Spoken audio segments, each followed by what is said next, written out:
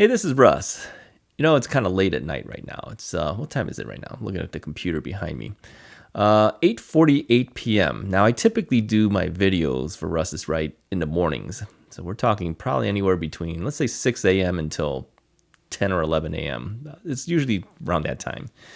But it dawned on me on a topic that I said, this might be a good topic for us to talk about. So I wanted to do it. So here's the topic. Have you ever had crime happen to you? They say that almost everybody has gone through some type of crime in their lifetime. And if it hasn't happened to you yet, it might happen to you before the end of your lifetime.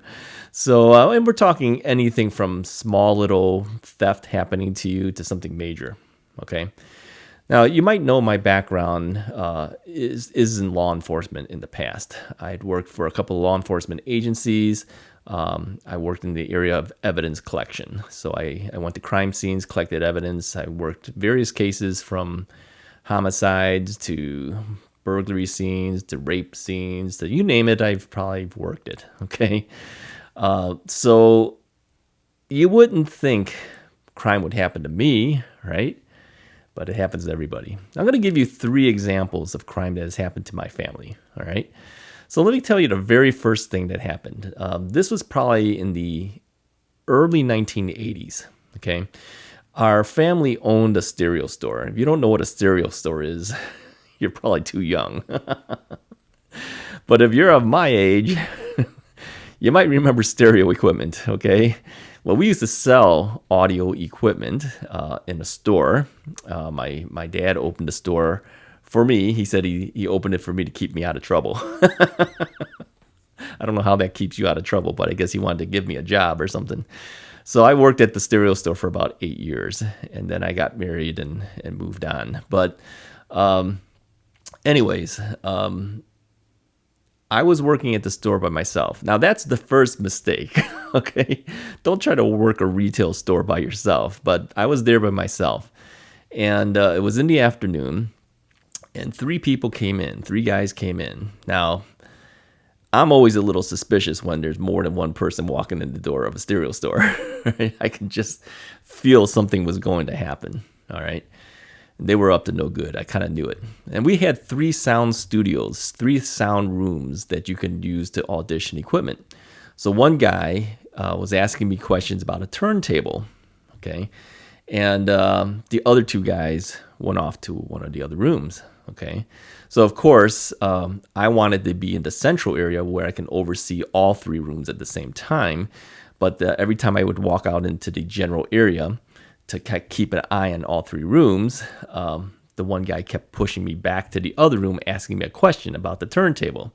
So I already knew the other 2 guys were ripping me off. All right, I kind of knew it already. Sure enough, they had taken the turntable. Okay, it was a micro turntable. It was probably one of the smallest turntables you can get. It was made by Techniques, which is a division of Panasonic. Okay, micro turntable. All right, linear tracking, if you know anything about turntables. And so they disconnected it off of the sound system in the other room, stuck it under a trench coat. There's a key thing right there. And then the guy says to the other guy, okay, we're done and we should go.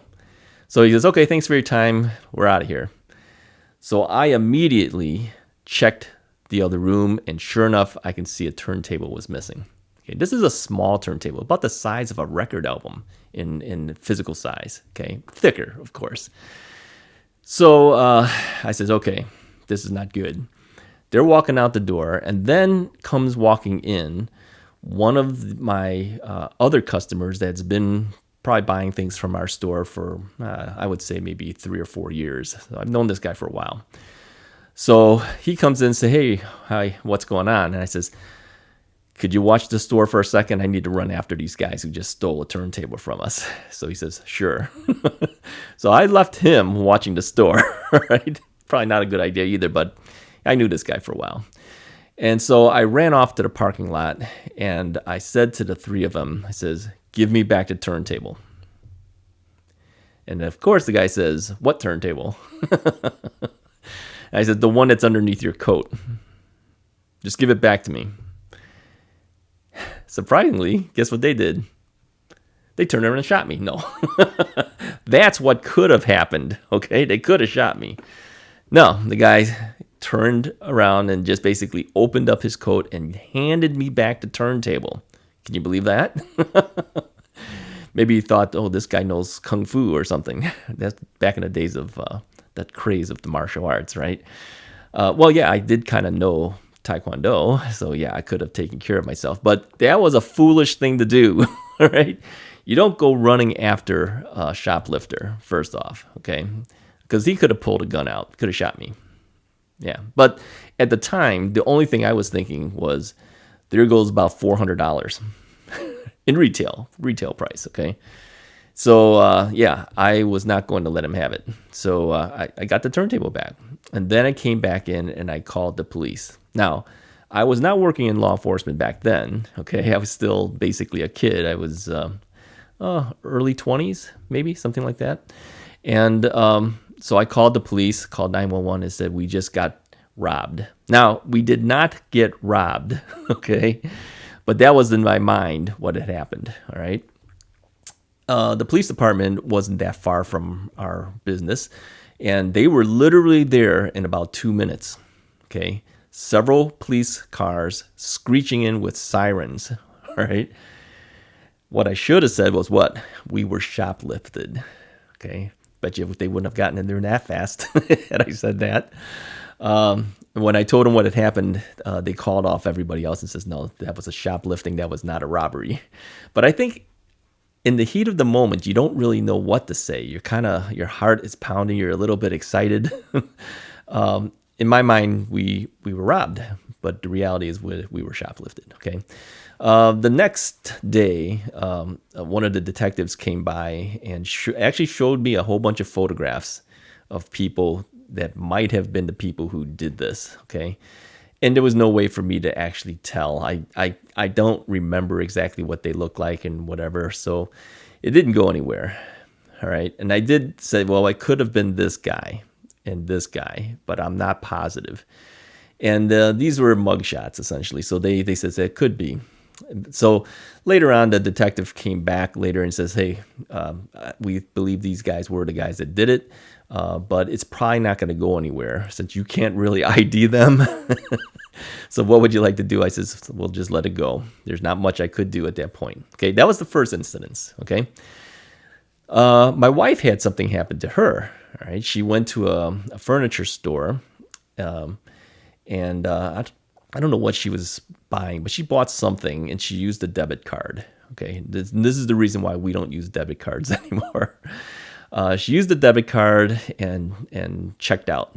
Okay, and she gave the debit card to the cashier, got her stuff, and left. Okay, now the whole thing with the debit card is it's not like a credit card. If somebody takes money out of your debit card, the money is gone. You have no recourse. It's not like a credit card, like if you had an American Express and somebody used your card, all right, and did something fraudulent. You can go back to American Express and say, hey, my card was used by somebody else. It wasn't me, and they will refund that. They won't charge you. Okay, that doesn't happen for debit cards. Somebody takes that money out of there, it's gone. All right, this is why we don't use debit cards anymore. Well, it turns out she happened to, after using that card, she was looking on her bank account and found out that somebody had used her card. Okay, it was charges $500, $600, $700, something like that. And she says, that's not me. I never shopped at these places. So she reported it. Okay, and then there's not much you can do, quite frankly. All right, so she reported it to the police department, and they did some research on it, and they told the store management and security there. And guess who took the number?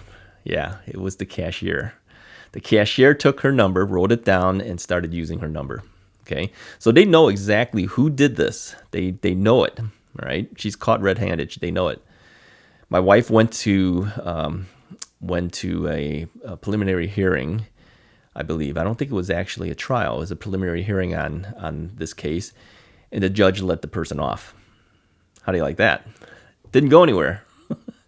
So I don't know. I think we got the money back somehow. I think she gave back the money somehow and whatever. I don't think we lost that money. But, even going to court, knowing the person gets off. Too many court cases, something like that. All right. Third one. All right. You know that I owned a stereo store. That's still on my mind.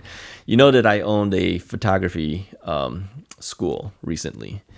And I was going into the photography school, and the school at the location that I was at had a back room. Okay, so I stored equipment in the back and, supplies and things like that. Nothing, well, there's studio equipment for photography. Okay, but I didn't have my cameras there or anything like that. I always brought my cameras home and things. But anyways, I walked into the room, which is, I'll show you a photo here, okay, so you can see what the room looked like, all right? And in the back there, you'll see there's a section right next to the studio area that's kind of sticking out. That's the storage room. And I'm inside the main area where we teach classes, and I'm there for a little bit, and then I decided to walk into the back room, okay? And by surprise, there's a guy standing there. Took me by surprise. And so immediately my heart starts pounding. I go, "Who are you?" Okay. And he says, "Oh, I work here. I do maintenance here." I had never seen this guy before. Okay. This is an office building. And I says, "Really? What are you doing in my office space?" He says, "Oh, I'm just checking things. Heaters and, thermostats and stuff like that." Well, the thermostat's not there. It's in the other side where the main area is, not in the back room. So I says, "Really?" I says, "Why are you checking things?" He goes, "Well, that's my job. I got to check things." Now think about this. I'm in the main area. He hears the door open. He doesn't come out and identify himself and say, "Hey, I'm back here," just so that I know. A minute or so goes by, I go in the back and he's there. Come on, if you're checking things, wouldn't you at least let the guy know that you're there? No, he was hiding out there, hoping that I would just leave. Okay, and I didn't leave, of course. I went to the back room. So I says, "Get out of here." The guy leaves, and I called management and reported it. Well, they fired that guy. Okay, he was actually a subcontractor for them that did maintenance work, and that company fired him. All right. So, is that a crime? Well, no crime really happened yet, but I think he was there to steal, and he got caught in there because I had come in. So, yeah, things happen. I think there was one other thing that happened to me. I just can't recall right now, but I just wanted to bring those things up. Now, if you have had something happen to you, make a comment below and let us know what happened. I think it's an interesting topic. I will say this, if crime happens to you, don't take it into your own hands. I did, okay, on the first time, stolen turntable. The turntable thing. Don't go running after people. Report it. It's not worth your life, okay? But I do understand in the heat of the moment, you do things, right? Probably a foolish thing for me to do. Now, the person in the back room, okay. Yeah, that's confrontation of the guy, okay? Anything could have happened at that point, all right? But I don't think he was expecting to be found out. I think he was just there to try to find things that he could take, and then he got caught in the middle of it. So comment below if anything has happened to you. Let us know what's going on. And if you like the video, hit that like button, hit the share button, hit all those things, and I will talk to you guys next time.